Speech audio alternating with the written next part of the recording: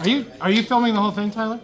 Am I filming though? Yeah. I'm just filming you, dude. You doing the film? Yeah, I'm just. Oh god, this is. What's that? No, wait. I'm supposed to say no. Never mind. All right. I think we better start before something inappropriate happens. We have live streaming again tonight because the person who knows what they're doing is here. Thank you, James. Mr. Churchill. Mr. Treehouse. All right. It is April, right? Does that sound good? April, tax season. Everyone's got them done? Yeah? Good to go?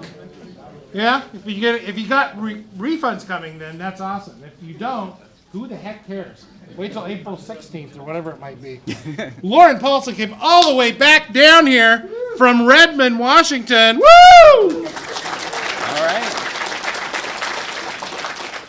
And had to stay in Salem. That means he basically had the same trip to Redmond to here, from Salem to here tonight to get here. So that's amazing. Angelo, you should have kept him until Thursday too. Yeah. I know, it's a shame. We lack synchronicity down there, I'm sorry. Just in case somehow you don't know, find PADNUG stuff. Here's the places. Really, I think, here's the one good thing if you go to padnug.org, is I think I've got links to all of these there. So, you know. Not that one link, but the ones up here in the corner do. Okay. You're right, though, yeah. That one that says, go over here to do that stuff, I don't know why it doesn't work. I do not understand. It's just a hyperlink. Anyway, someday I'm going to learn how to work. Someday I'll learn how to write software and I'll figure it out. Actually, Andrew, hey, you might know that stuff. That was code from y'all. Okay, if someone has not yet grabbed the Wi-Fi code, here's your opportunity. And it's fading fast because I'm walking back to the computer. In any second, I'm going to, okay, it's clicking. Thanks to several organizations, we exist. Obviously, Microsoft is a big part of what we do here, so that's a big plus. SureWeb provides space for our website, as challenged as that site is. Thank you very much. And Intel provides a space for us to meet. Thank you, Darren, wherever you might be. Darren's usually right here. Where'd Darren go? He's right around the corner in the back. Okay. You're awesome, Darren. Thank you.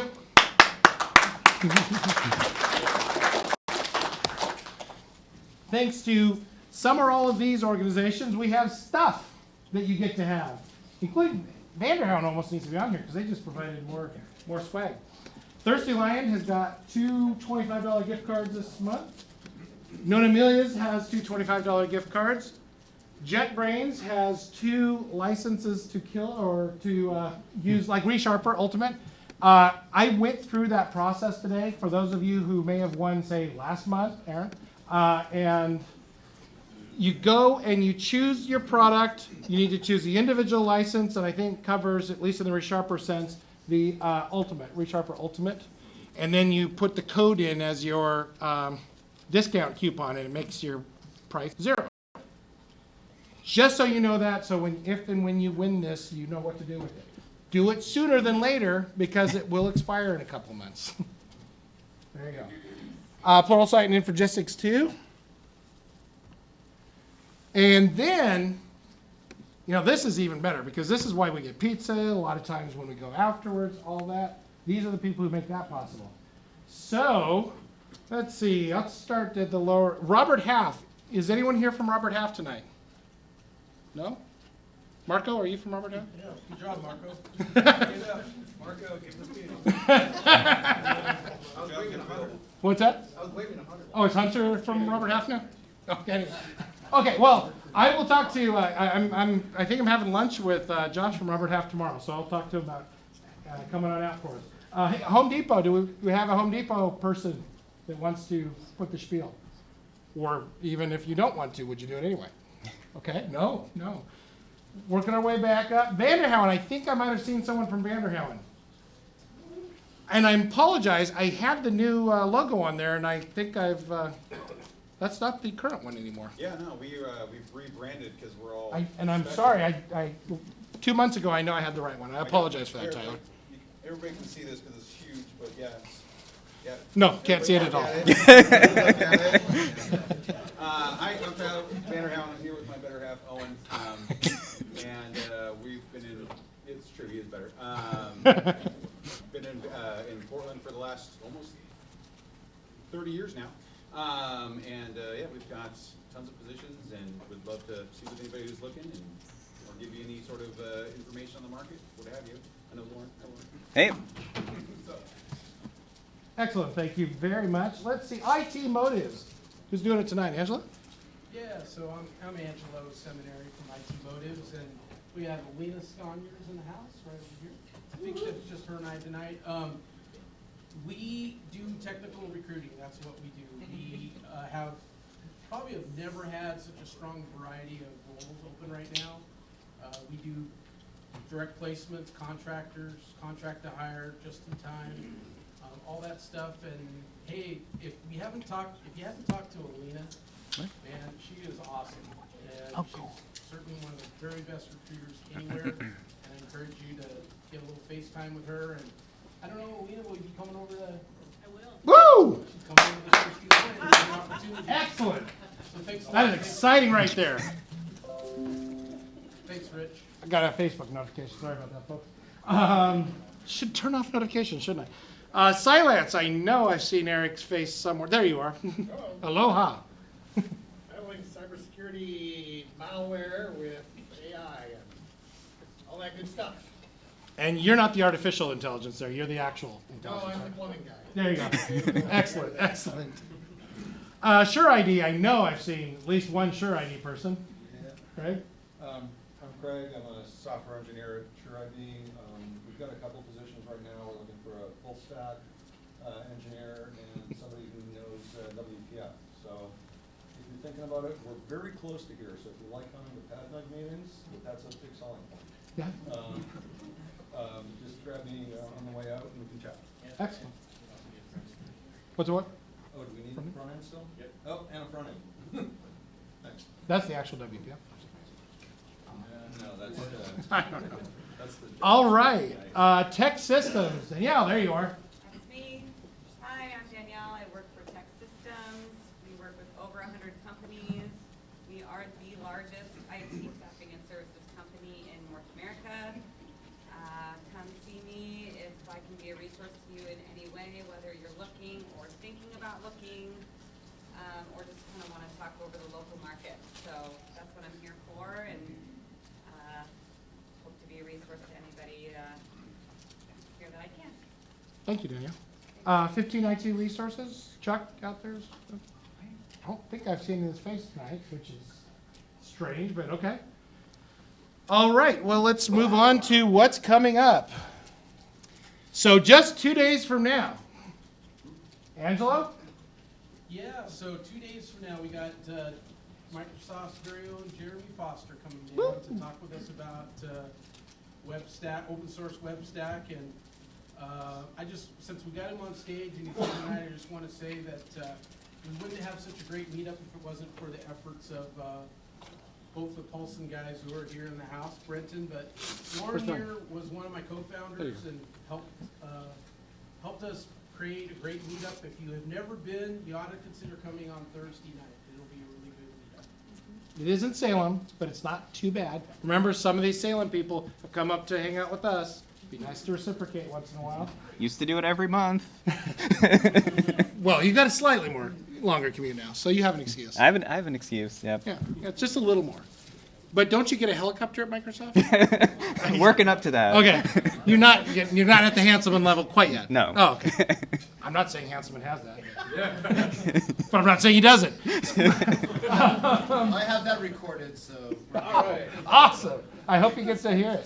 Squawg next week. Software Quality Assurance User Group. Hey, how did that get misspelled? Sorry about that, Squawg people, if you're out there. Yeah, it's spelled like it's supposed to, QU, but it's not that way. So that's happening. PADNUG, the 2 weeks from tonight, is the West Side Washington Square Thirsty Lion for our geek dinner. We had this last month was a particularly good one over there. We had good turnout and a lot of good discussions. Tracy, you were there. Was that, yeah, thumbs up? Yeah. Okay. That, she was new there, so I think she might have an unbiased opinion. Somewhat unbiased, maybe. Let's see. Wow, it's a ways out. 19th, Portland Mobile. That's the Xamarin Group. They're going to be meeting. Same night, though, is also Agile Portland. They're having a thing about good hiring practices. 3 weeks from tonight is our downtown geek dinner. Downtown's kind of fun. One of the nice things down there, too, is it's relatively quiet downtown on a Tuesday night. So the Thirsty Lion's not overwhelmed with people. Can have a nice quiet time down there. And they have trivia right after our time. So if you like trivia, you can continue there for that, right, William? And then TypeScript. Mr. Churchill, would you like to mention anything about TypeScript, April 25th? We have 2 presentations that evening. One about linting. Linting. TypeScript. So if you've ever done like ESLint or JSHint or something like that with JavaScript, you can do something similar with TypeScript. So we have a presentation about that.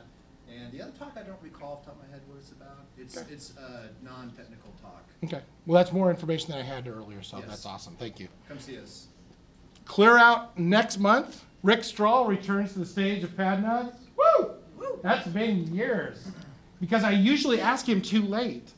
This time I asked him last May if he'd be available, and he picked May 2nd as the date. Unfortunately, he will be here because he forgot. Anyway, but it's on. So, and then June 6th, Jason Grigsby is going to show off some progressive web app technology to us. That's a big, where he's a big fan of. Go ahead, Angelo. Oh, you're doing that. I thought you were about to ask me something. I think that's it for slides. Oh yeah, and then there's this. We're having our afterwards tonight, as we always do. Throw up your hand if you are likely to be going, because you should be. It's a lot of fun. Yeah, keep Buy going, your keep going. first beer. Come on. Awesome. Okay, I'll be everyone's there. hands go up now. Wow, okay. Be careful. I would Be say- careful what you do there. Anyone that hasn't come to the afterwards before, I would totally encourage it. It's the best part of the meetup. I would know. I'm the speaker. How do you get there on the Macs?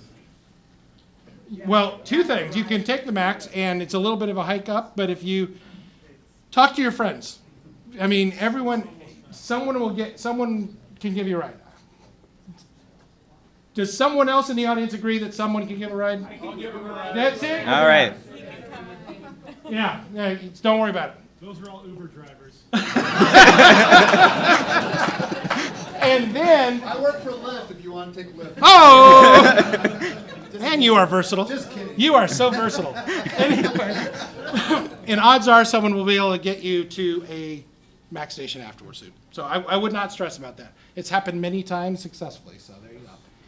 I know there's a couple things to mention out there in the audience. Jimmy, you want to put a plug in for bro?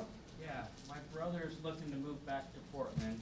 He's looking for a job. He graduated a few months ago and has a couple years of .NET and web experience.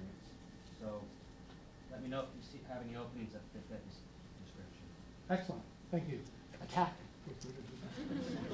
If anyone missed the song earlier, that's a recruiter I used to know. So, anything else? Anyone else got something they'd like to share with the group? Yes, Hunter would like to. I brought fail well stickers. I need another fail well sticker. Right here. So there, I put some in the back. Excellent. I have some more too. Great time to mention too, the little counter there where we put business cards and stuff. If that's kind of a freebie, what you want to do thing. So if you have a business card that you want to put up there for some reason, do so. All right. With no further ado, 115, Rich. All right. Awesome.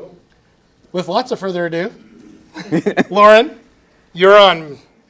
All right. See, unplug me. Let's see if it switches.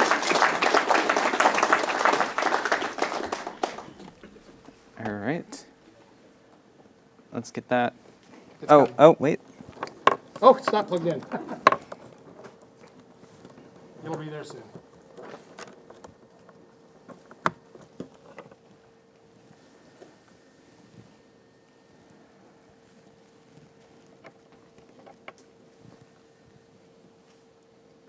James, you seeing it? Waiting. Could you try unplugging and Sure. plugging it back in?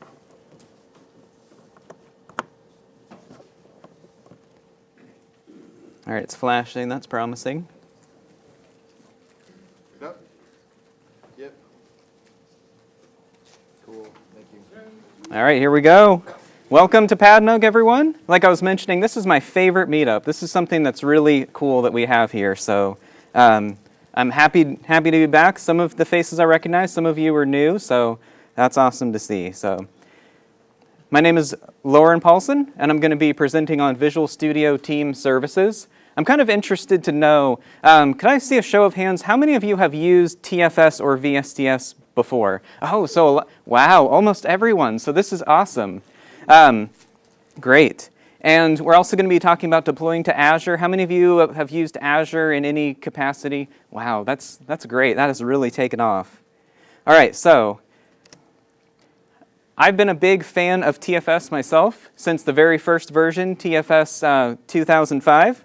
I joined Microsoft myself about a year ago and have worked on it ever since. It's great. It's a great time for VSTS, a great time to work on it. And also, as a hobby, I make games in Unity. So that's just something about me. So let's talk about what VSTS is. Most of you know about it already, so I'll make this kind of quick.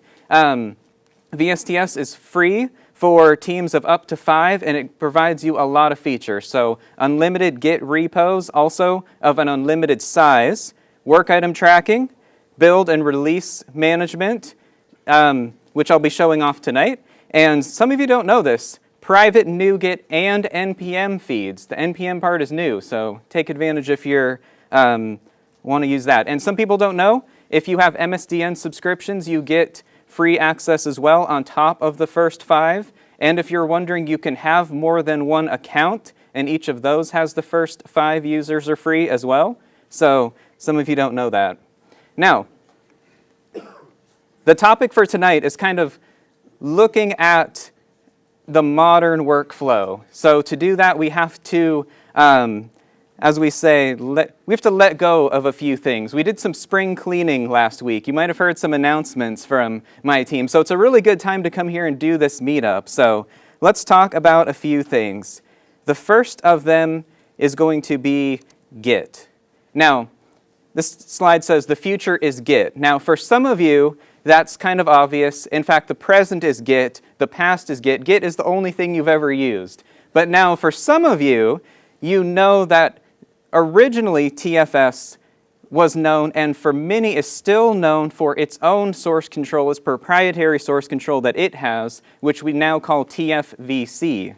So what's interesting here is that about a month or two ago, Microsoft announced that we are fully committed to Git. I'll talk about TFVC in a second, but the default in VSTS for new projects is now Git. But more importantly than that, Microsoft is moving all of its own projects to Git. Windows, Office, the code for VSTS itself, across the board. The initiative is going to be for Git. And so that's, it's a pretty big accomplishment when you look at for example, the code for Windows, which is like a 300 gig repository, 10,000 people working on it. When they first tried to, spin that up in Git, there was a lot of problems. Git doesn't normally scale that well. If you imagine that each user maybe has 10 branches and you have 10,000 users, that's 100,000 branches. So in order to accomplish that, we've actually started contributing to Git itself to allow it to scale that well. So that's pretty interesting. Now, on to TFVC. So, now, this is kind of a dramatic image, and I kind of chose that for a reason. If there's one thing that kind of bothers me, it's when someone tells me, hey, I used to use TFS, but now I use Git now. And, as if that meant having to leave TFS. The only thing they know about TFS is TFVC. So, I want it to be clear that there are other options. And if you use TFVC and it's working for you, great. You can stick with it. It's going to be supported for a long time. All of the existing customers from early on, that's what they used. What just happened? Sorry, I had a problem. Just keep going. All right, You'll come back. we'll come back. Sorry. All right, so I was emphasizing if you're using TFVC and you like it, great, you can stay with it. The unfortunate reality, though, is whether Microsoft likes it or not, the industry is moving on. Git is kind of the standard now. A lot of tools only support Git. A lot of excitement is around that. So to be part of that environment, TFS has to fully embrace Git itself. And in that regard, the news last week, on Wednesday, we just announced a new feature to import your TFVC repositories into Git. Now, I was waiting for this for a long time because, some of you, it's like, I would use Git, but I just don't want to convert it over. I don't know how. It's too hard. I don't know what to do. Luckily, now there's a way. So if that's the reason, now you have a simple answer to that. Now, we made some other announcements last Friday. Some of you might have heard about this, and that is that we are shutting down CodePlex. Now, how many people here even know what that is? Okay, so this is kind of a Microsoft-centric audience, so you at least know what it is. And so, as you might know, a lot of companies had their own source code hosting services. Google had one, Google Code, that shut down a long time ago. CodePlex stuck around for a long time, but it's time to move on. So part of Microsoft fully embracing the open source movement is letting go of this and encouraging the following. So I'd like to kind of point this out because this kind of confused a few people. I got some questions. Hey, well, if you're shutting down CodePlex, what does that mean for VSTS? Well, don't worry. It's VSTS and CodePlex were always separate anyway, and VSTS has more momentum behind it than ever. And so for what we're encouraging for private projects, host them in VSTS. And for open source projects, we're encouraging everyone to move to GitHub. That's where the open source community is. Now, to some of you, that still sounds a little strange. So let me show you something. But first, one last thing. We also changed the logo. Did any of you catch that? So, see, the problem with that bow tie logo was that people felt like you had to use Visual Studio to work with VSTS, and now especially with Git, that isn't true. You can use whatever you want. So that logo kind of helps differentiate that. Now, it still has the name Visual Studio in it, and that still will confuse people. But if you accept that what we're trying to do here is make the Visual Studio name be the brand and not just the tool, then it makes sense. But if you're confused anyway, I understand. And lastly, I wanted to point out an example of these kind of coexisting. The build and release tasks for VSTS are extensible, and they're open source themselves on GitHub. So that's something kind of interesting. The VSTS build agent itself is open source on GitHub. So if you had any doubts about those coexisting, that should kind of clear that up. All right, so let's move on to our first demo. And the first order of business is we're going to talk about deploying to Azure App Service, which I'm sure a lot of you use. The reality is that the majority of app service developers are deploying to it using Visual Studio itself, using this dialog. If you're not too nervous to share, could I see how many people are doing that? Okay, so at least a few people are willing to admit that. So we're going to talk about how can we take this process and automate it. So to use continuous integration, continuous deployment, I'm going to show you how to convert over. So before we do that, I want to show here's visualstudio.com. If you want to sign up for Visual Studio Team Services, there's a button right here in the middle. I see some laptops out there, so you better be doing this. You've already committed your night. You're already here. Might as well do it. So that's what you click on. So I went ahead and clicked on that for us. and made an account called PADNUG Demo. Here we go.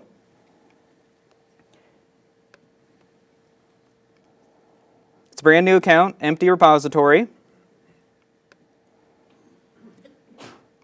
And I've got some work items. So I'm actually going to use the Kanban board to say what we're going to do in this talk. So that's kind of an interesting use of that. We're going to first check in our code, build it, deploy it, and then I'm going to show off some other features of VSTS. So let's go ahead and do the first step. In Visual Studio, I have the default ASP.NET web application. I haven't touched it all. This is what it looks like. You've all seen it before. We're going to take this, we're going to deploy it to Azure.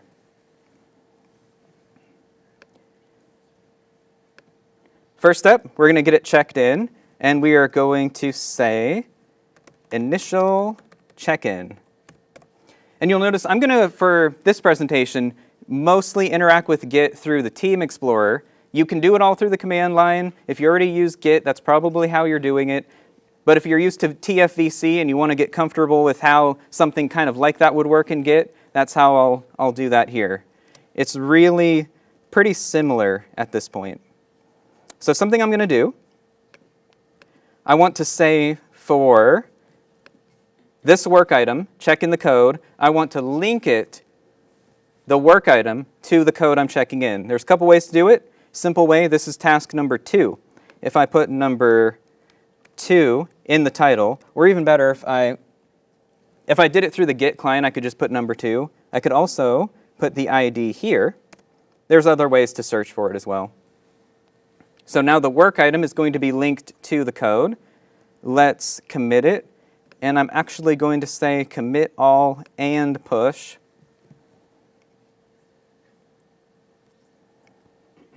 Some people always like to do it separate. It kind of bugs people if you do it both in one step. I don't know why. All right, so let's look at a couple things. First, let's look at the task. Let's see if that actually worked. Check that out. Now I've got the commit, the related work, linked to the work item. So that's really cool. You can click on that and then kind of see, wait, that wasn't the work item. Oh, here it was. This was the check-in, sorry, under development. There we go. That is the commit. All right, so that is done. Let's go and look at the code, just make sure it came in all right. All right, that's looking good to me. Now, this has gotten so much easier over the last couple years. Next step is this button up here, set up build. So if you're just getting started, if you don't have automated builds of any kind, this is really a safe way to go. You're not going to break anything about your deployments. You can just get it building, get your unit tests automatically running. You can get that all going. This is kind of the first step that you can take.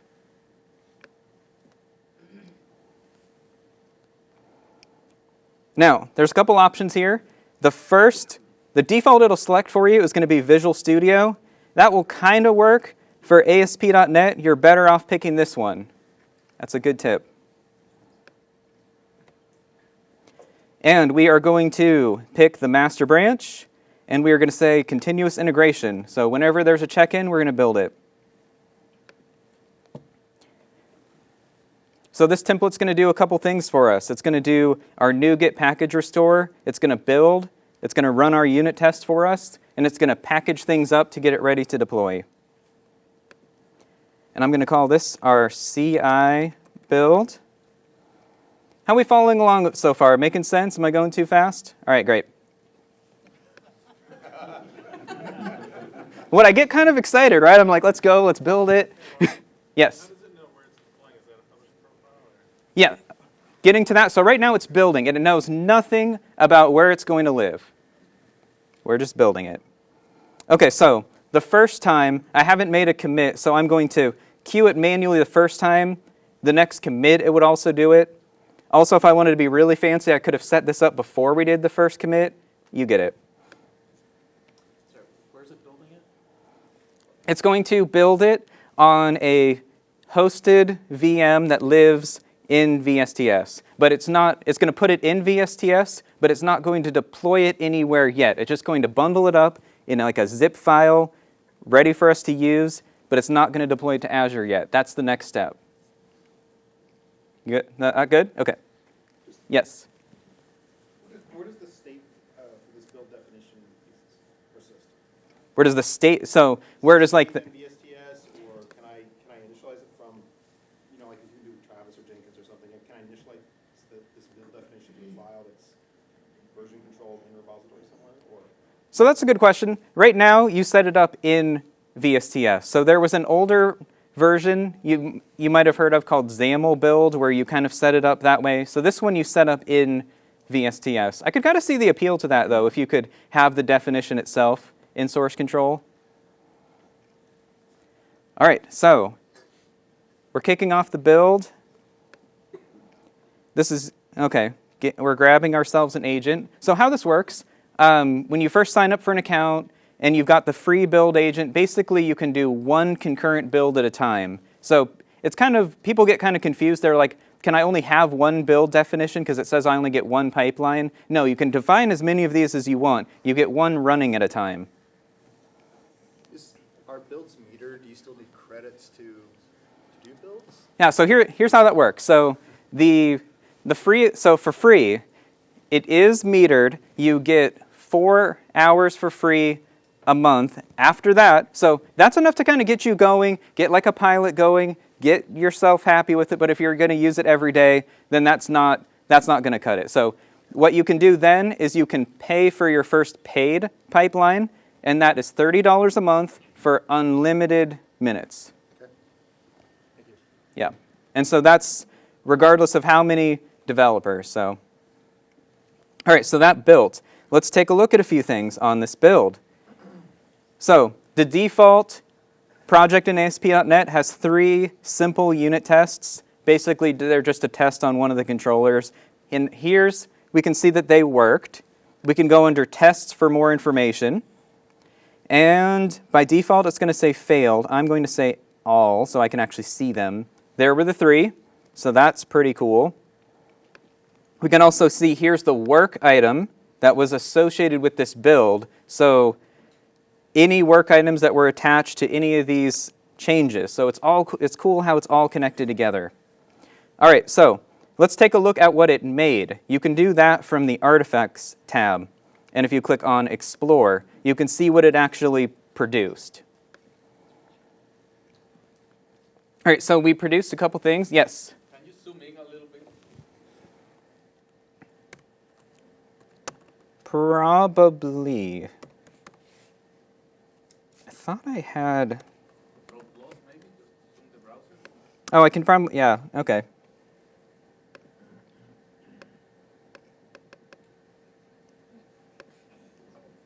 All right. So we're taking a look at what this thing made. So for an ASP.NET web application, it makes this thing, the zip file.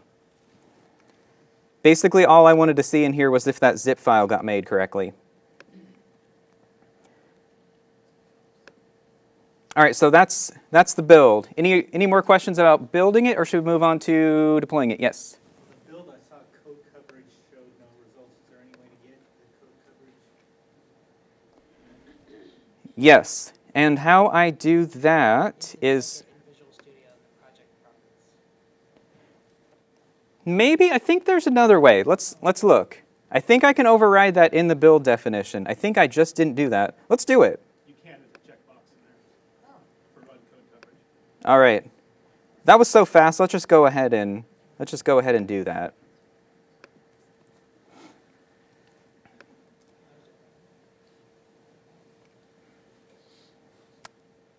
All right, while it's running, any other questions about that? Yes? Does this test coverage also works with any unit out of the box without me having to do anything else other than click that box?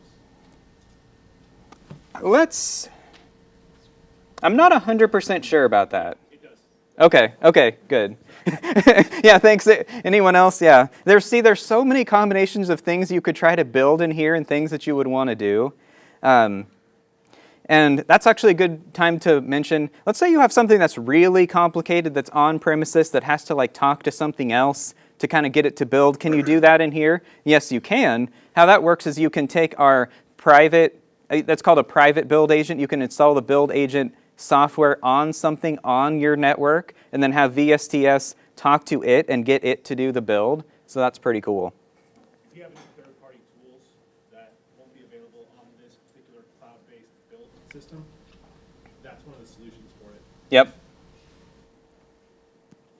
All right, this is almost done. We'll get some code coverage out of that. It's not going to be, it's going to be a low number, but just so you can see.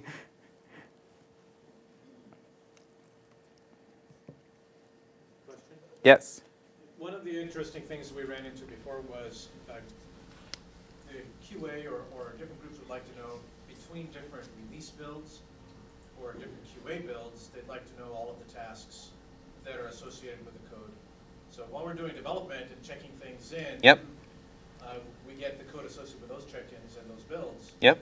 What about the periodic builds to QA or to production? Is there some way of consolidating all of those tasks now? Yes, there is. We'll do that. Yes. Did you pay him? Maybe. Okay, so I actually haven't done the code coverage in a while. Let's see what this thing produces. I have to open it in Visual Studio. Okay, that's a little kind of not what I expected. Oh, okay, so it's just like if you had done it locally. Okay, there we go. And we can go by module and kind of see that. If I open up one of these, will it show me the code? It will. It's supposed to highlight it, though, showing what block is covered or not. Anyway. That's a button in the code coverage result. It's highlighting. No, it's on, though. It's on, though. Okay. Well, you believe me, it would work. I'm not sure why. Who knows? All right, let's move on. All right, we ready to move on to actually getting this thing deployed? Oh, one more. I guess I had a question. So the code coverage that you're getting there is a function of running the tests on the continuous build? Yes. Yes, so it's basically the same thing as if you had done it in Visual Studio. Visual Studio has that feature if you haven't used it before. All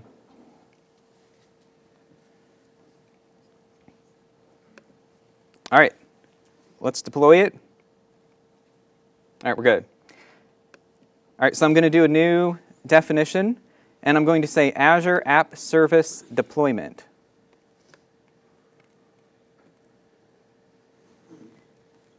And under the release definition, we can either have the artifact come from VSTS itself or come from Jenkins. So a lot of customers nowadays will mix and match different pieces of VSTS and other products together, and that's perfectly fine. And so I'm going to say the project is PADNUG, the build, there could be more than one, so I'm going to say for this release, this build is going to come from that CI build I just set up. And I'm going to, I could set continuous deployment so that every time I check in, every time a build is done, it does this. I could do that. I think for this demo I won't because we'll probably be changing things a lot. Okay, so then you're taken to this screen. Maybe a little intimidating, but it's actually pretty easy. Let me show you how this works. First, we're going to choose our Azure subscription. It's going to find, if you were logged in, it's going to know which ones you can reach. So that makes this really easy to set up. And for this one, what we're going to do for this case, I'm going to do the simplest possible thing. You know, let's imagine you have an app, you've been deploying it to app service already, it already exists, you're trying to automate that process, deploy to the one that's already out there. So that's the scenario for this demo. So I'm going to take my app service that's already there, and we're going to deploy to that. We'll get more complicated in a second. I just want to get the simplest thing that we can do kind of going there. And how I have it set up is that this is a single app that has a production slot and a staging slot. And we're going ahead and going to automatically deploy that to the staging slot. There we go. Okay, so this is also a good way to get started. Let's say you've got a production app, you kind of want to get going, you kind of want to test it out a little bit, but you want to kind of try it in the staging slot first without necessarily, you don't want it to touch the production one at all. You're not quite comfortable with that yet. You can at least have it deployed to the staging slot, get comfortable with it, and then go from there. and then nothing else here we need to change. It'll look for the source. It's going to look for any zip file. Oh, I should mention, so if you have a solution that has 2 websites in it, what does it do? It'll make 2 zip files. You can either deploy both or pick one or the other. So let's go ahead and save that. I'll give that a better name.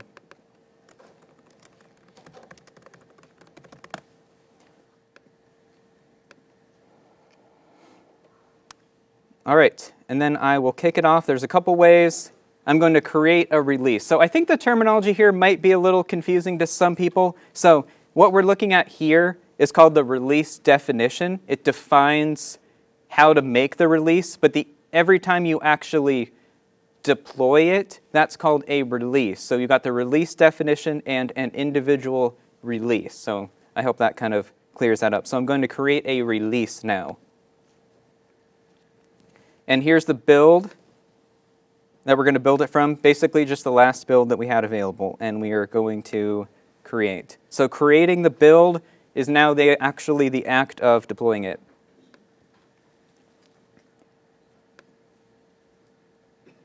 All right, and that'll take a minute, so if there's a question about that, this would be a good time. How do I get more horsepower in my VM? Yeah, so this is the free agent. You know, if you have a paid agent, it's a little bit faster than this. You can get a dedicated VM instead of this one, which is kind of like a pool of shared ones. Or are you asking, do you already have one and you want to speed that one up? Oh, okay. Yeah, so you can get a dedicated agent that'll be a little faster than that. Yes? So your dedicated VM, it could just be a VM in Azure, right? Yes. Or what I'm saying is you can buy one. It can be managed by VSTS. You can just say, reserve me one of these instead of making me share the pool. Yeah. But if you have a private agent, yes, you can install it yourself in an Azure VM. You just don't need to do that unless you're doing something really special in there. All right, so that's, yes? Yes. I see there's a REST API for VSTS, saw that online. Can you address that as far as kind of how complete it is?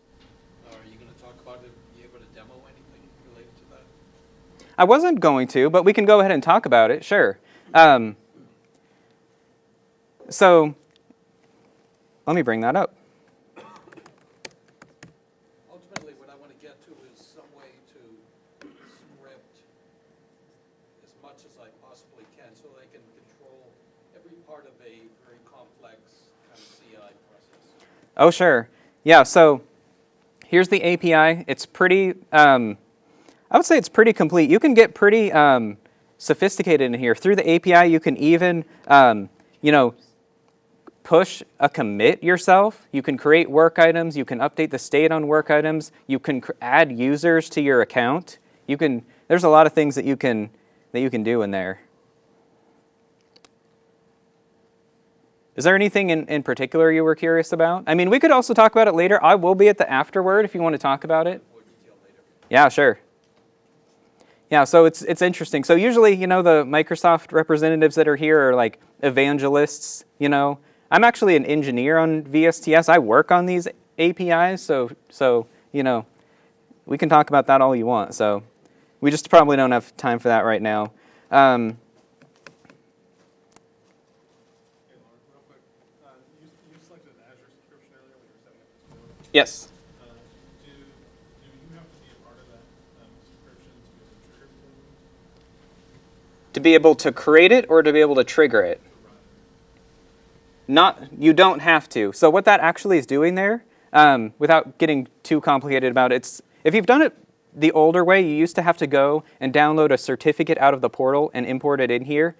That's what it's doing, so importing that. Once it's there, anyone you give permission can kick it off. You can lock it down or not. Or, it can be automated. I'm doing a lot of this manually, for the demo, but you can have this completely automated too. All right, so where did we deploy this thing? We deployed it here. Let's see if it worked.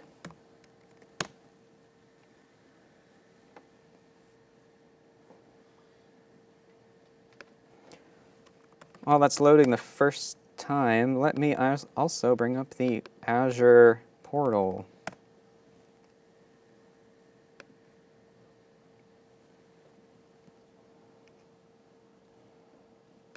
It's taking a little long to load the first time. That's kind of normal, though. All right. There we go, loaded. We didn't get a yellow screen of death, so I'm happy about that. One of the things you want to do when you're doing the staging slot is to typically add a web test to warm up the... Yes, yeah, you can do that, yeah. And something else you could do, I wanted to keep this kind of simple. You could also, instead of just deploy, let me go to the definition on this guy. You could make unit tests that are actually like integration tests, that actually hit your APIs or browse to it, or like a Selenium test, like a UI test. You can do that in the release in here by doing a test step here. So you can do Visual Studio test here, other kinds of tests. Yes? Is there like a deployment for SQL Server? Oh, yes, there is. So there's a couple different ways. So first, we can go under Utility, and we can say,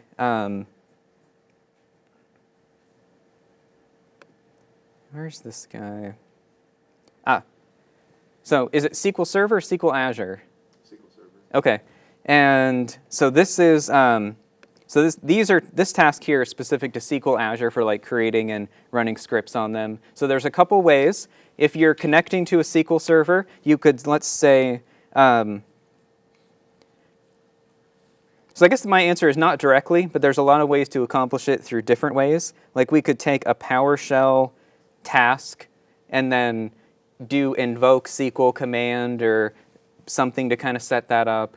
Or are you actually talking about deploying, if you're talking about deploying SQL Server itself, there's different ways. Are you like setting up a database, running a script? It's already set up, just needs an update script.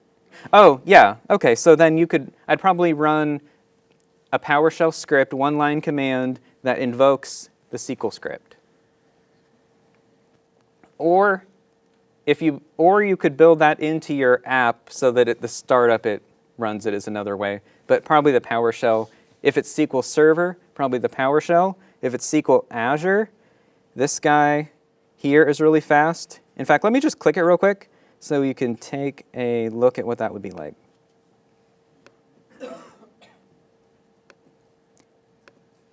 So here you would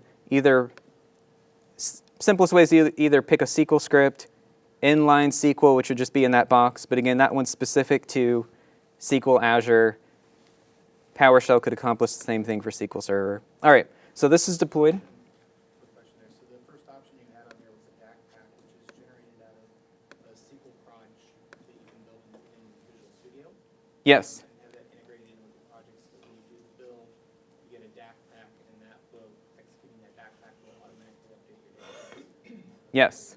Yes. I don't have a lot of personal experience, but yes. You export it one way or another. I think you can generate it in Visual Studio. I think there's also a way to export it from SQL Management Studio or the command line. There's a way to get that and then have that be executed. All right, so what we're going to do next is we have our staging slot, and what we're going to do is we're going to add a second step onto this build so that first we'll build it, and then we will swap it into the production slot when it's ready. So there's two approaches to this, having the staging environment and the production environment. There's two ways to accomplish it. This is the simpler way. Another way that you could do it is have two completely separate app services, the staging one and the production one, and then your deployment would actually be deployed to the staging slot of the staging site, swap it in, and then on the production site, deploy to its staging slot, and then swap those. But it's kind of more steps than we really need to do here. If you can do it this way, you can do it the other way. So we'll just go ahead and do that.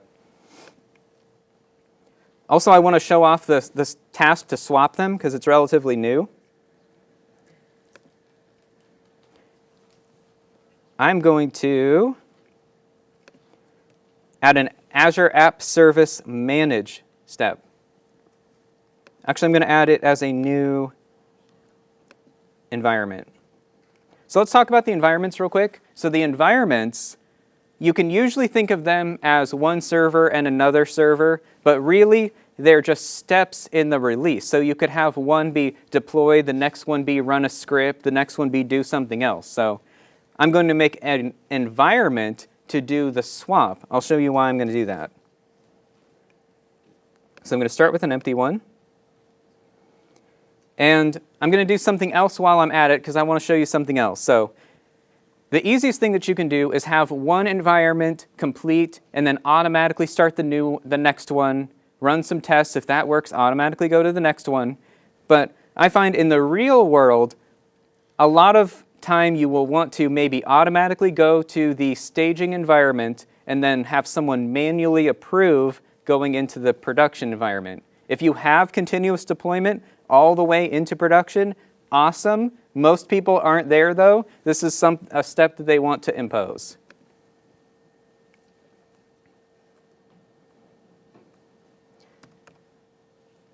So I'm going to say that I have to approve the swap. And we're going to add one task.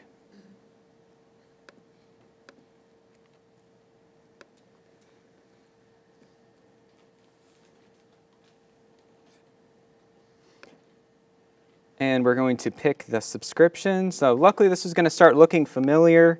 It's a lot of the same steps every time. And the source slot is going to be staging. Okay, so that is looking good to me.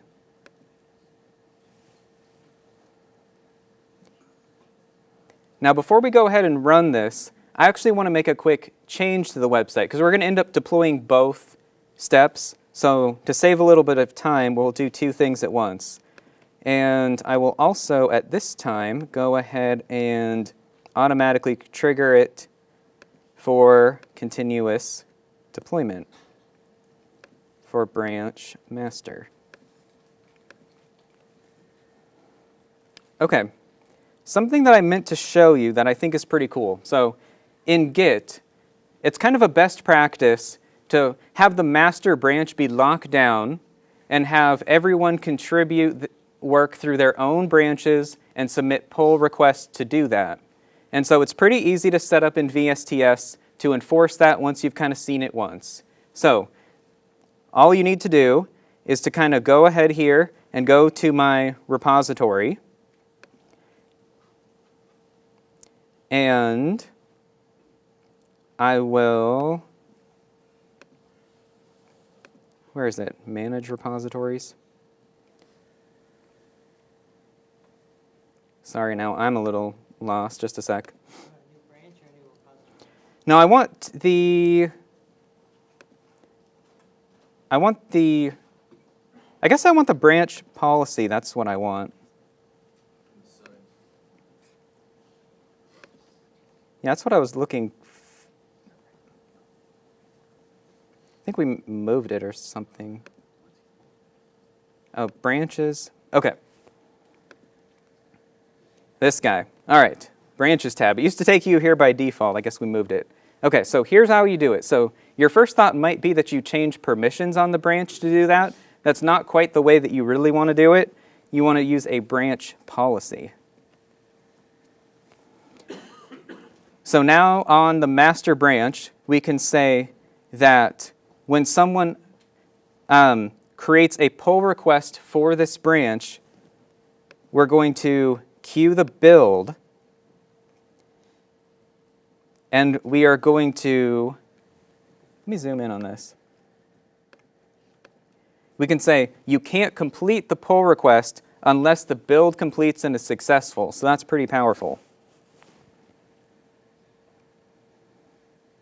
Here's where you can say that all pull requests need to have linked work items. You can also say block it if there are not work items that are linked to it.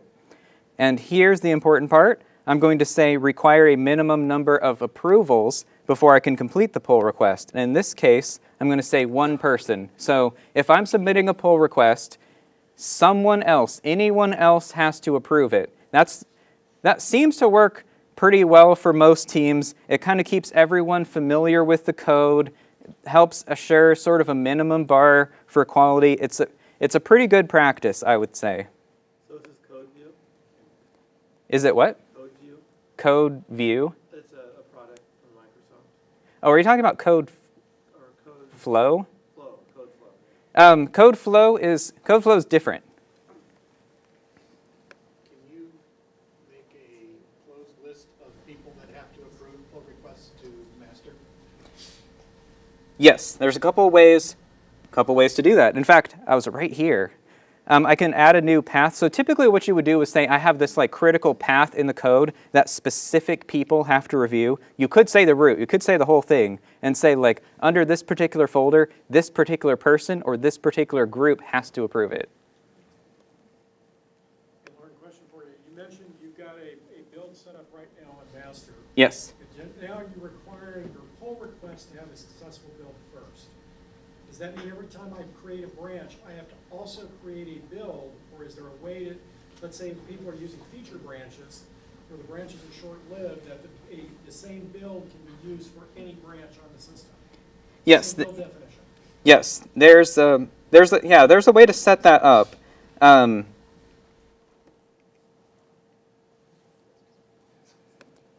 Yeah, you could set up the build so that it can be triggered on other branches. It's a little bit involved for this, but It's pretty easy to clone your build and then choose that other branch as the source. But I would have to manually do that. I'd rather have yeah. it as soon as I do But that yeah. branch. Yeah, I know there's a way though, because Similar to that, we actually have all of our feature branches are all from Jira, so they all start with our Jira code.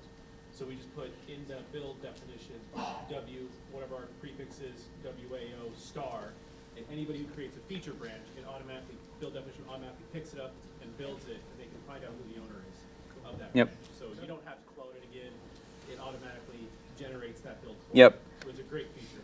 yeah, and you're right. So this actually kind of creates a circular loop now that you kind of mention it. Like I actually have to build the master, but I'm trying to deploy into master. So I actually want a feature branch, force that to build. I know there's a way to do it based on a path convention to say like anything that's feature / this will trigger the build. Is there another question? Well, you also said that at least one person has to approve it, but you didn't check the box that says you can approve your own. So it might be a circular law. So yeah, so I would need another person to do it.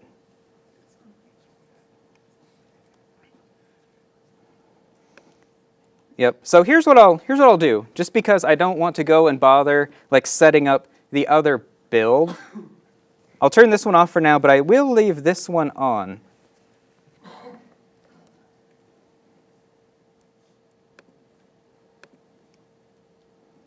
All right, so I'm going to make a very simple change.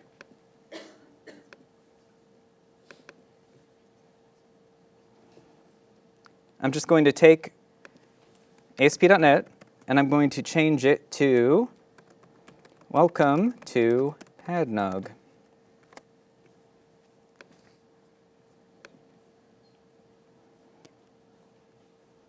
And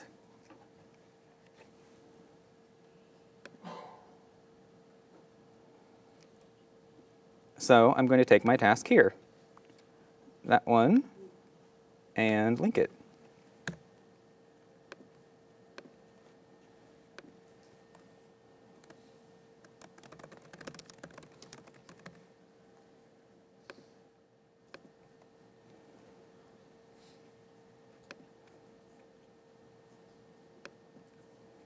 All right, and we're going to do this. We'll merge it. We'll get back to the release. And as you were mentioning, we'll see how we can see everything that was happening in between those releases. So that's why I'm trying to do this in between, even though it kind of makes it a little bit disjoint. But we're going to go ahead and do that. Next, we are going to do a pull request.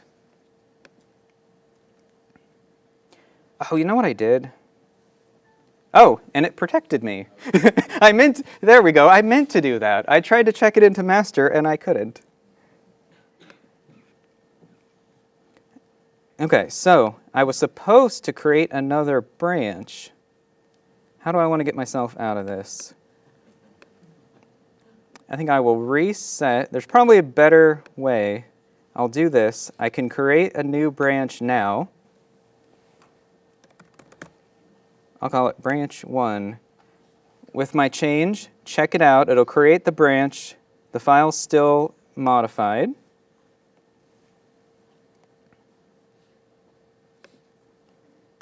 Now you can see down here. All right, now we're in the right branch. But there we go. We can see the branch policy on master worked, so that's kind of cool.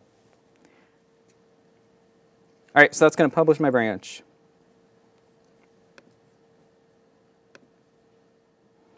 And VSTS is like, hey, you got a new branch. You want to make a pull request? Awesome, let's do it.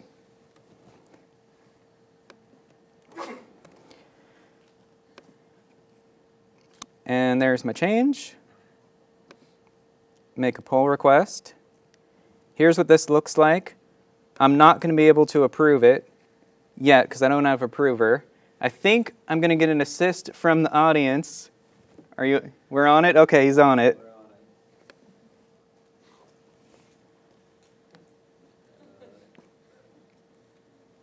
Updating home page.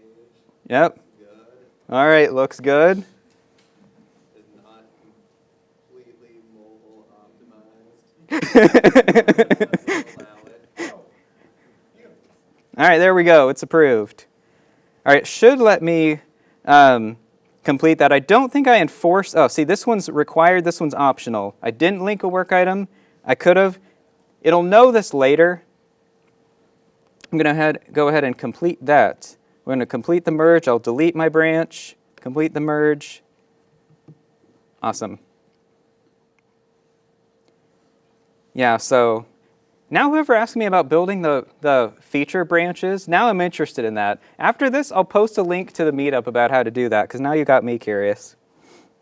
I know there's a way to do it, though. So the interesting thing about working on VSTS is that we use it itself to work on VSTS, so we have that policy in there. I use that every day. By the way, we even use VSTS to deploy itself. So it's got everything you need in there. Robots making robots. Yes. All right, so let's check on that build. I'm pretty sure I said continuous. Yeah, so this is that's building. So let's look at that build.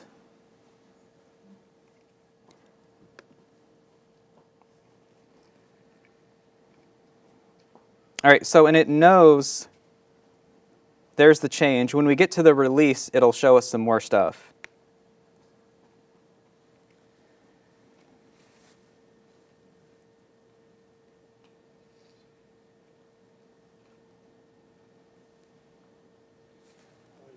Yes. Point this to a Git backend that's like Stash or GitLab? Oh. Does it have to be a built-in Git? I believe you can. Maybe. Let's look. You can. Okay. It's under the cog you have there, and it's under service hooks or extensions, and you can add an external Git repository. Okay. Yeah, I figured you could. I just didn't want to say if I wasn't sure, but yeah. All right, so that's completed. So did you say at first that if you wanted to use a different compiler, that it created a custom test agent? Okay, so yeah, a build agent. So it's the software, the VSTS software. You can install it on your own VM. There's just like the hosted pipelines cost $30 a month. Running private pipelines has a similar cost. I think it's the same. It might be 20 instead of 30. And then you're orchestrating that local VM using VSTS. You can run scripts, custom programs, anything you want to do in there. Okay. All right, so since we have continuous deployment turned on this release, it already kicked itself off. That's what the blue is. Now we got two boxes here. If you've never seen this before, it's a little bit confusing what these are. These are the two environments. So you can have multiple environments, as many as you want. And you could even have multiple production environments. So you can have some customers that get the update first, then it rolls out to other people. If you kind of want to make it sound cool, instead of environments, you can call them rings. And then you can say like, hey, the update is now going to customers in the early adopter ring. And that makes it sound even cooler than an environment.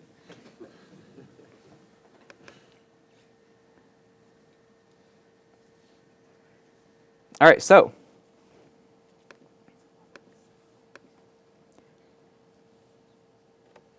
first step succeeded. It didn't automatically do the second environment. We have a manual approval step. We've imposed it on ourselves. We don't have to have this. This is in the case that you want to.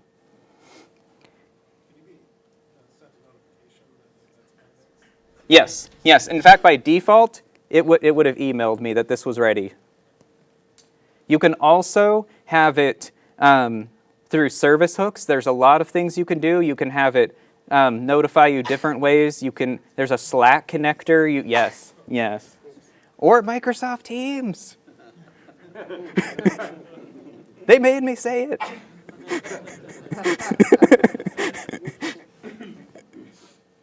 All right, so I'm going to prove that.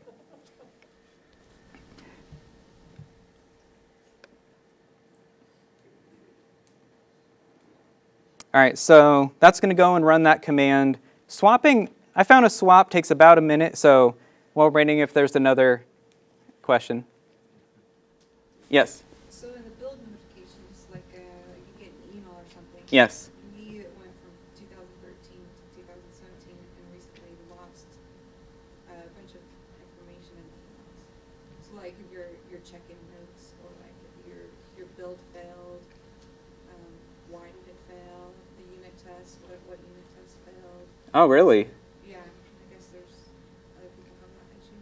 Oh, I haven't heard of that issue, so I'm not sure about that, but okay. Yeah, that doesn't happen for me, so I feel like there must be a way. So you said 2017, so that's local, right? On premises? Yeah, so you can actually modify the email templates on the on-premises version, so there might be a way. It either... We've looked into it. Okay. It said that the data is not coming across somehow, like it's in the transform. Okay. Right, but it's not coming across somehow, which is kind of odd. Yeah. So I don't know, maybe local stuff doesn't get as much attention as the Azure stuff. Oh, I wouldn't say that. In fact, so to answer your question, I don't really know, but it's interesting now that you mentioned that. So on-premise still gets lots of love, I would say, from big enterprises that want to host it themselves. You know, it's kind of interesting. So VSTS started on-premises, then we added the cloud version. You'll see that GitHub did the opposite. They started online, and now GitHub Enterprise is on-premise, so they went the other direction. Clearly, there's still a lot of demand for on-premise. Anyway, that's kind of a tangent. All right. Your swap, is that not a virtual IP swap? It's not downloading artifacts? Oh, yes, so that's good that you mentioned that. That I did not actually have to do. That was just on by default. If you go to Environment and you say Run on Agent, I believe skip artifacts download. I could have checked. So what I did was I downloaded it even though I didn't have to. So environments haven't made it on-prem yet, right? I think they have. Yeah. All right, so we've swapped that in. So that's pretty cool. So I have one more demo. We actually have a lot of time. So what I'd like to do is, so this is pretty interesting for how to take something you're deploying manually and you'd like to automate. But to me, it's a little unsatisfying. What I'd like to see is, hey, let's create the site. Let's create the database. Let's have VSTS make everything. So does that sound interesting? You want to see that? Yeah. All right, let's do it. All right, so first, let's learn something about how Azure works. So let's say you're going in and you're making a web app. Many of you have seen this before. I saw a lot of hands. In the lower right, you'll see an automation options. Let me enter something here first, so it'll let me click on that.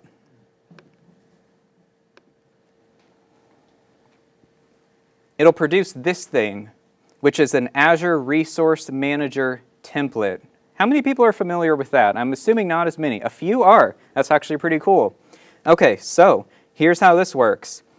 This is a JSON file that describes exactly what you would be making in the UI. So if you have an ARM template, you could say, make me an Azure web app, make me a database, and make it all at once, kind of prepare my environment for me. We call this infrastructure as code. And we can also deploy these through VSTS. I didn't call attention to this earlier, but I set up an Azure Resource Manager project in this project. Let me show you how to make one, just so you can see where to do that. If you go under the Cloud section, there's Azure Resource Group. And you can add one of these to this project. And now, I grabbed a template for this. And this template here, it's kind of long, but again, I didn't write this. There's a repository of these. Let me show you where you can find them. If you look for Azure Resource Manager Quick Starts, these are in GitHub too, so there's a whole library of these to do all kinds of things that you would want to deploy. This one makes a website, makes a SQL Azure database, sets the password, takes that password, puts it in the app settings of the website, and also provisions a Redis cache. So that's pretty cool. And so you can see, I won't go through this whole file because it's kind of long, but just so you can kind of get a feel for what's going on in here, let's go down to the app settings here real quick.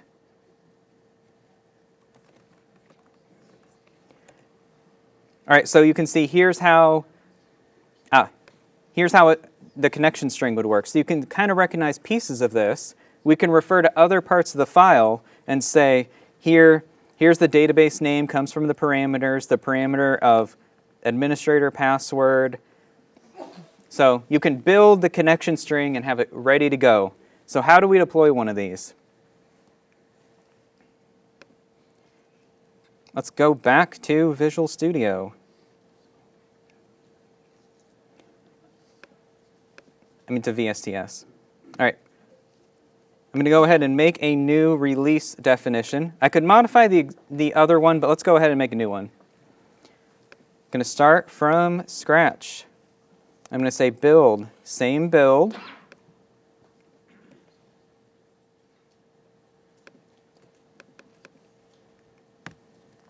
And I'm going to call this one VSTS ARM. I'll call it PADNUG. All right, and we're going to add a task. And look at this one, Azure Resource Group Deployment.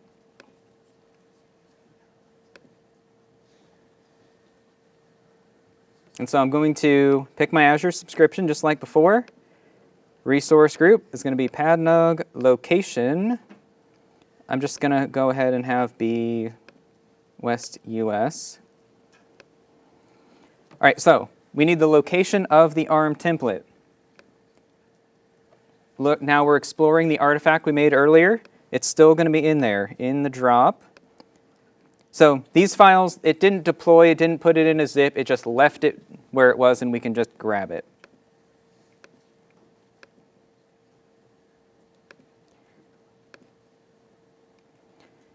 And anyone that's familiar with ARM, they have you can define some of the parameters by default through a parameters file. We're going to go ahead and put that there. But what I'd like to do is I'd like to override one of them from a variable we've defined in the release. So let me go ahead and show you real quick. In this guy, we have a parameter called website name. And so we want VSTS in the environment itself to dictate that. So we can define a variable for the name that we'd like to make. We can either have it be global for the release, which is on this tab. The even more powerful thing you can do is you can define variables at the environment level. So you could run the same ARM template on different environments, pass different variables to them. So I'm going to configure a variable, and I'm going to call it app name. And I'm going to call it, let's see, we'll call it PADNUG ARM demo. And to specify one of the parameters, you put it here. You don't have to do this. You could have put it into the template in the template parameters file. If you want to override it here, that's how you do it. Website name. Let me double check that's exactly how we put it. Website name, yes. And you put that in quotes and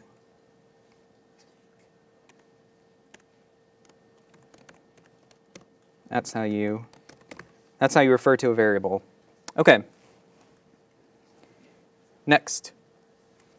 This will create the environment, but it doesn't deploy anything to it. So next, we're going to put that Azure App Service deploy step back in.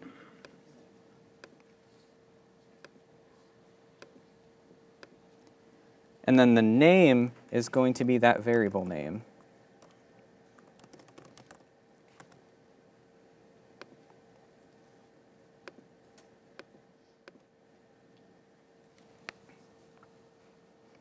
All right, so that's everything. I'm going to go ahead and create a release. All right, so that's going to load real quick. All right, so deploying an ARM template, this will take a few minutes. So what I'll do, I'll go back to the slides real quick, finish up the last few slides, come back to this. All right.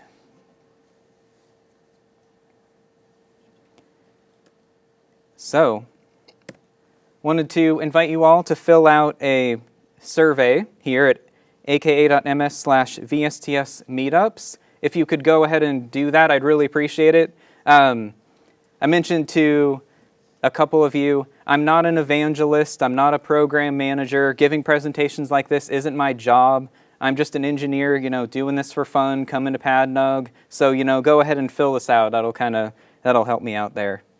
And also should mention, if any of you are looking to make a move to Seattle, some of you are really knowledgeable about VSTS. If you're like me, you like it, you eventually want to work on it yourself, there's positions open. There's probably 20 of them right now. If any of you is interested in that, I'll be at the afterward. You can come talk to me. I can tell you how to do that.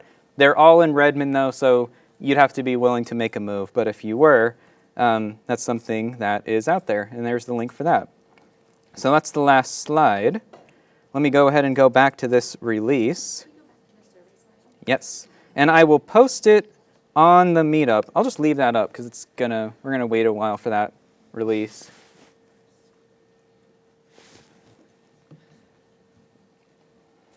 All right, any other questions while we're waiting for that thing? Yes. So I know that you just shown where you're basically creating resources like resource groups and websites through JSON templates. Yes. If I have an existing solution inside of a resource group, outside of going into Azure and clicking through and clicking on automation script and then grabbing that or downloading it, is there some automated way to export a solution as JSON ARM templates? How automated do you want to get? I think there might be a way to export an entire resource group in the portal, or do you mean more automated than that, or do you want to look at that? Either way, actually. Let's take a look at that. So you'd like to be able to just click a button in VSTS, or in Visual Studio, to go grab more stuff, right? Right. Visual Studio or VSTS or whatever, PowerShell. Yep. I know there is a way. Let me see if I can show you a quick way. See, here's here's that big, huge thing I'm deploying, all of this stuff, and I can click on automated script here, and I think it's going to produce the entire thing. Okay, yeah, so that's all of the things in the group. So that's pretty cool. I know there's a PowerShell way to do it too. I just can't do it off the top of my head, but this is one way.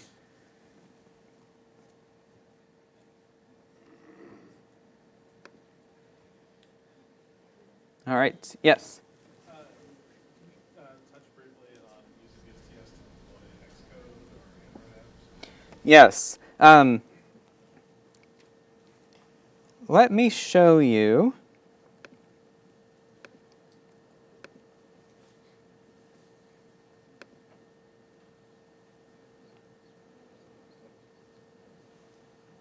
If I make a release here.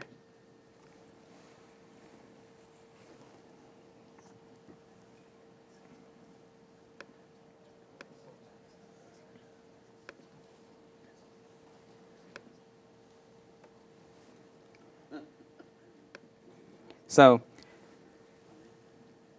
there are steps in here for that, but let me show you something else though. We have a new complementary product to Visual Studio Team Services called Visual Studio Mobile Center.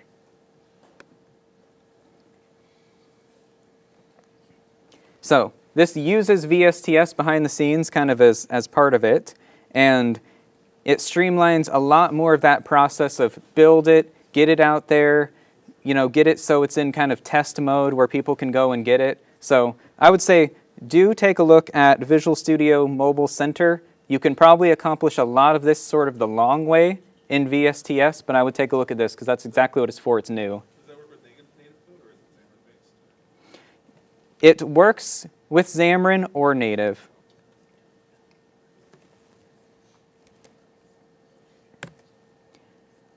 All right, let's check on that deployment.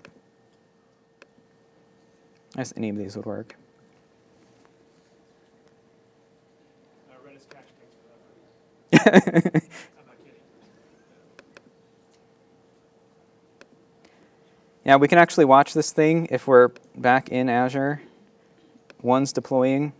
Let's see if it's on Redis. Saying I probably shouldn't have put Redis in my example, but it's cool. We've got so much going on in here. I can click on this guy and I can see how far it is. Oh, guess where it is? It's on the Redis cache, so you were right. So on the ARM templates, the variables are defined within the ARM template. Is Microsoft working on making that UI a little more dynamic so that we don't remember all the gobbledygook to get the variable in there? We can just fill in what we want the body, which is to be for that environment. In VSTS? In VSTS, yeah. So if my team's developing a solution like a microservice, and they put together their own ARM template, they put together their own variables in that ARM template, they want the ops team to fill in on a particular environment. It'd be nice if we had an ability for the VSTS product to just read the ARM template, find all the variables, and create a list of variables. Yes, so I would say for that, something that I've seen done a lot is you have these parameters file that's kind of like the answer file that has like these values. And so what you can do if you want, there's a couple options here. One thing I've seen done is make a parameters file for each environment, use the same ARM template, and then link it to different parameter files. And it's source control, Which is even better. Yes? But if you have secrets in those files, where would you put them? So that is a good question. And some of you might have noticed that I got a little bit lazy and put this random password in one of one. Where you really want them to be is in Key Vault. And there's a way in ARM to pull them out of Key Vault. There's a Key Vault command to pull them out. Yes? I'm from the operations side. So you define the resources basically. So, and it's part of your deploy, right? Do you deploy resources every time? For the ARM template? Yeah, so there's a couple ways that you could do it. So if you want it in source control, yes, But let me go back to the task so I can show you. There's a couple different ways to get it there.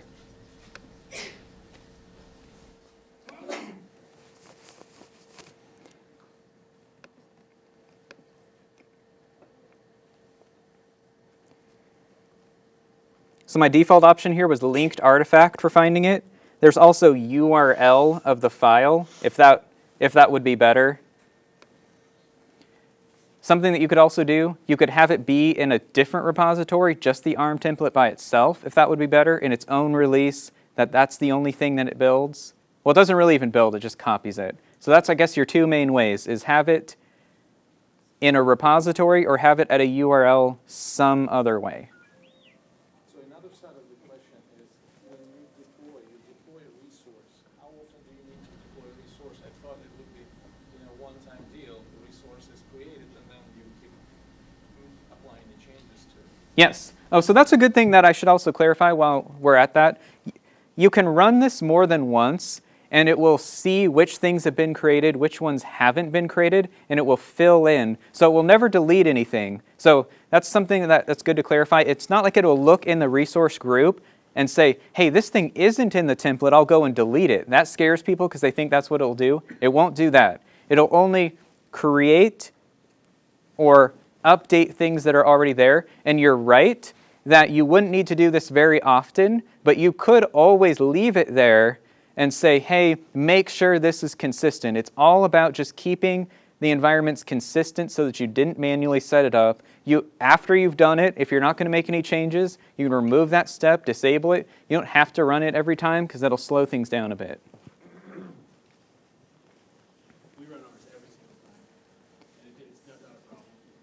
Making it so that any engineer wants to add whatever entity, like the Redis cache or whatever on the fly, adds it. We don't have to make a change. Next time it goes out, adds the Redis cache. Yeah, I would probably recommend that. I mean, that's that whole trend, infrastructure as code, of just have that be defined, have it be in source control. As you scale out, you have multiple environments. They're always consistent. I would say that's the trend. All right, this thing is probably done now, right?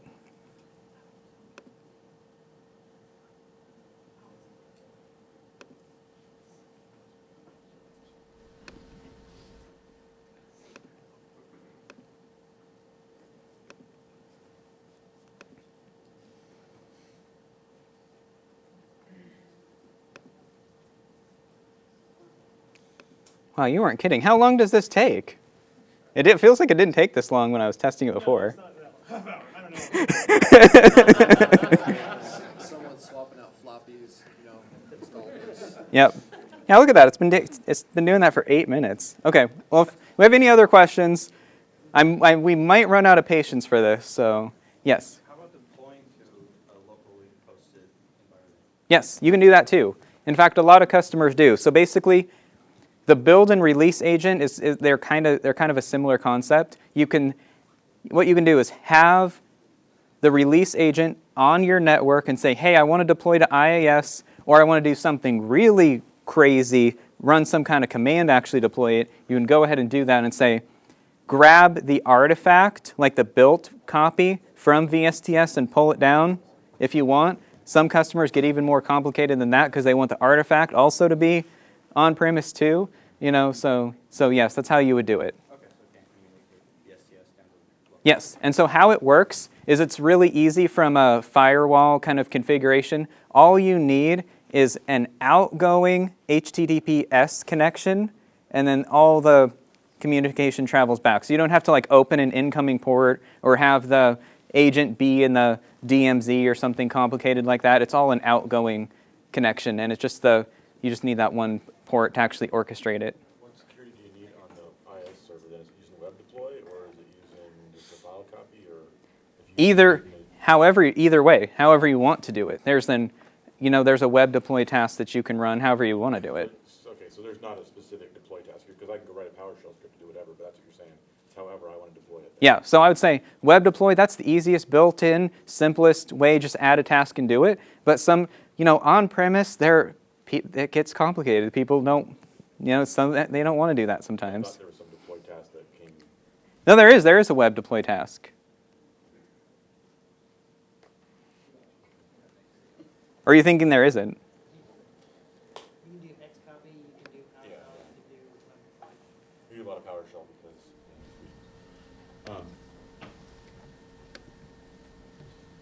but some of the problems we run into is with PowerShell and things, sometimes run into multi-hop issues, especially on premise. A lot of multi-hop issues, trying to do PowerShell scripts to deploy to this server, because it's running in the context of this service. Yep. Has to hop, and so, yeah, I'm not sure if there's any ways around that, if you have any suggestions on that. I guess I would kind of just ask you how you would do it, and then we could kind of back into We've how. done with octopus and tentacles is how we've done it. Oh, okay. Okay, so how does that work then? Well, you have tentacles in the machine that actually do the work for you, so you basically hand off the work to an agent on the machine, so therefore you don't have a multi-hop issue. Okay. Yeah, I haven't personally gotten that complicated with the on-premise agent. There's probably something like that. I'm just not the expert on that particular one. Man, okay. Pull requests, zero downtime deployments, with the swap that you're Yes. demoing right now, one of the issues we've come up against is data deployments, right? So Yep. you've got a swap, you've got your staging environment, you've got your production environment, you're gonna swap those back and forth. That's pretty simple from a web head where you're not dealing with data. They both have to ultimately point to the same single storage location. Yes. Whether it be table storage or DocDB or SQL Server. Yep. How do you deal with the deployment of that data tier when you're trying to set up a zero downtime deployment where you're doing the swap at the tier? Yeah, so here's what you would do. I would say, first to contrast it, in the simplest mode, let's say you're using like Entity Framework, you have migrations, they run in a few seconds. As soon as it swaps, it runs, and you're up and running. So that's simple, but your scenario is more complicated. Let's say your migration is going to take a long time, or you just you want absolutely zero downtime, which you were talking about. I would say that how I typically see it done, personally, is that the application itself has been adapted to be able to run with either schema. Do you put the data schema stuff, the structure of the data schema in a separate repository on a separate release train, essentially, so the data can go out on its own and the middle tier front end are adaptable to, or backwards, the data is essentially backwards compatible, so then you can release those front end tiers separately? Almost. What I've seen done is a single release pipeline, and then in each environment, deploy the binaries first, and the binaries know how to talk to the version or the version 1 or the one behind, and then it's adapted so it's smart enough that it can run either. And then the database upgrade script is the second step. That's how I've seen it before. Yes? Go back to the UI for doing accepting pull requests. Yep. The example you gave, there were no conflicts. Yes. In GitLab and Stash, it's all easy when there's no conflicts, but as soon as there's a conflict, the UI doesn't help. You got to drop down to Git and use various tools. Is there any help in the UI in the case where there are merge conflicts? Somebody else checks something in and there's conflicts. Yeah, so there's a little preview module actually to resolve simple merge conflicts in the UI. It's relatively new. Setting up an example of that right now would be a little bit complicated, but yes, it can resolve. There's a UI for you to resolve some merge conflicts in the UI. Before that, that's what it was. It would say, hey, you need to pull this down, resolve it locally, get it up to date, push it back. Some scenarios you probably still will have to do that, but some scenarios you can resolve it in the UI now.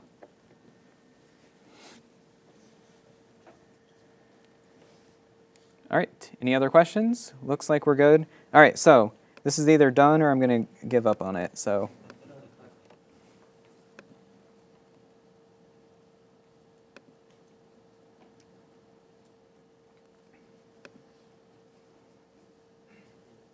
Oh, all right, well, It only took like a minute before. All right, well, that's a little bit disappointing. You have to have one demo that goes wrong, though. I guess that kind of shows that you're a human. All right, so that would go and create itself, and then it would deploy to it. The name is pre-populated. That would all go together. That would happen pretty nicely. So that's about all I have. If there's any final questions, this would be a good time. Otherwise, maybe we could start doing the raffle. Are we ready to go, Angelo? Okay. So, all right, thanks for coming, everybody. Hey, let's go is this ahead. okay? Thanks for coming down. Yeah, thanks. Thanks, Loren. You'll Yeah. be over at Thirsty Lion, right? I will. Okay, cool. On the way out, there's pop and chips. I don't want to put any pops and chips in my car and drive them home, so please take them, just grab whatever you want. All of them, doesn't matter, just please don't leave any here. And before we get to that, besides Loren, thank you, James, for all you do for PADNUG and Rich, too. So, yeah.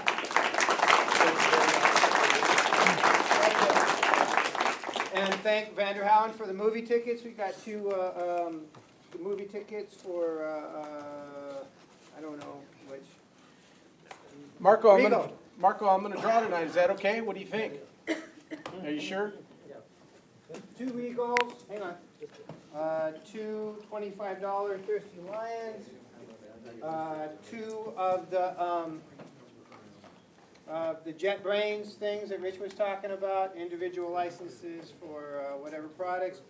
Probably ReSharper, just as a favorite.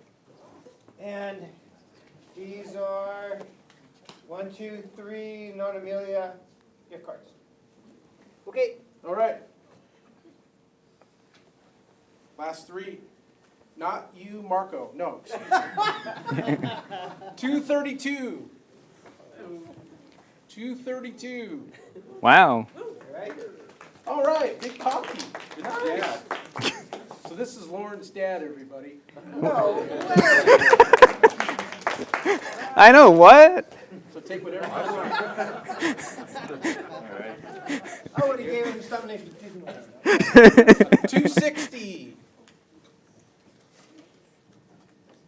166. Did you say 260? 260, yes. You're a winner. Call it multiple, so you guys got a raise. 242. Amelia's, JetBrains, movies, Thirsty Lion. 181. 266. Movie tickets, okay. There you go. 208. JetBrains are gone.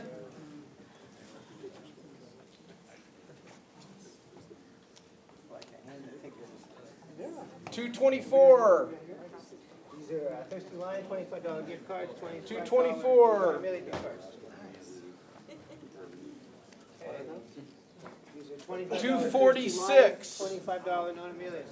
Okay, start slowing down. I think that's it. Two more. Two more. No, one more. One more. Last one. And the last one. 165. How you doing, Marco? Who's 165? 165 was the last one. Anybody? There you go. All right. You got it. All right. Enjoy your pizza. All right. Remember what you said? How'd I do? Awesome. Thanks. Yeah, very authoritative.